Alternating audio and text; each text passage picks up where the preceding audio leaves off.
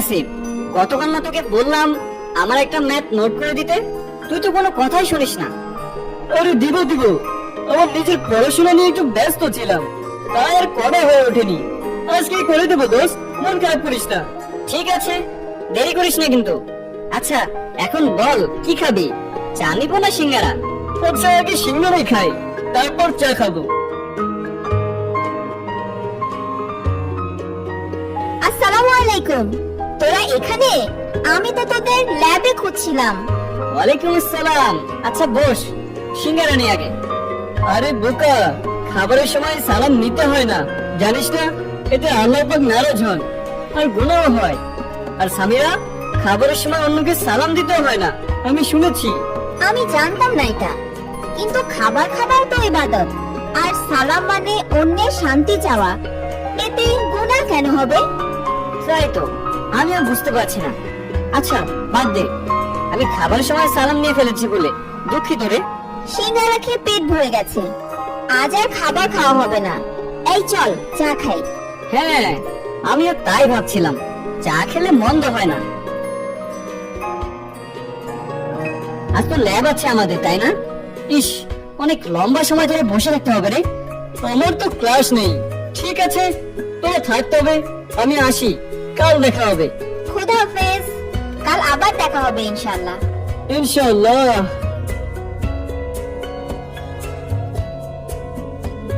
আরে আরে, মনে হচ্ছে না একজন মহিলা রাস্তায় পড়ে আছে? চল তো গিয়ে দেখি। হ্যাঁ, আমারও তো তাই মনে হচ্ছে। চল গিয়ে দেখি। কেউ কি আছো? আমাকে একটু সাহায্য করবে? আমাকে একটা গাড়ি এসে মেরে দিয়ে চলে গেল, আমি বোধহয় আর বাঁচবো না। একটু সাহায্য করবে কেউ? হায় হায় হায়, ওরা তো খুব ব্লিডিং হচ্ছে। শুনুন, আপনার কিচ্ছু হবে না। সামিরা, আমাদের এখনই ওনাকে হাসপাতালে নিয়ে যেতে হবে। চল তো, তাড়াতাড়ি চল। হ্যাঁ হ্যাঁ, আমি এখনই গাড়ি ডাকছি।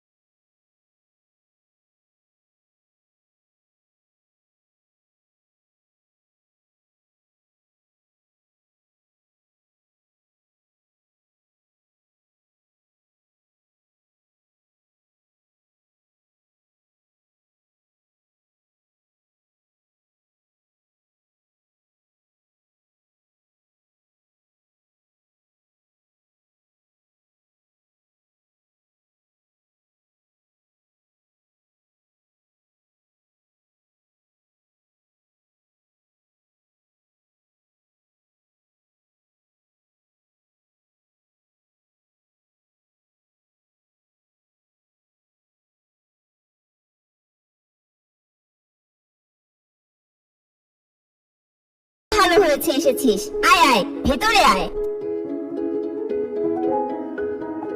আসসালামু আলাইকুম আন্টি। ওহো, দুঃখিত আন্টি, আপনি খেতে বসেছেন, আমি খেয়াল না করেই সালাম দিয়ে দিলাম। ওয়ালাইকুম আসসালাম বাবা, বসো। খাবার খাওয়ার সময় সালাম দিতে হয় না, এ কথা কে বলেছে? তবে আমার এক বন্ধু বলেছে খাবারের সময় সালাম দেওয়া বা নেওয়া দুটোই নাজায়েজ। না না না আরিফ, এই কথাটা ভুল। সালাম হচ্ছে একটা ইবাদত। সকল ইবাদতের মতো সালামেও কিছু আদব কায়দা আছে। কিছু কিছু ক্ষেত্র এমন আছে যে সব ক্ষেত্রে সালাম দেয়া মাকরুহ। যেমন কেউ যদি খাবার মুখে নিয়ে সালামের উত্তর নেয় বা দেয়, তা তো উচিত নয়।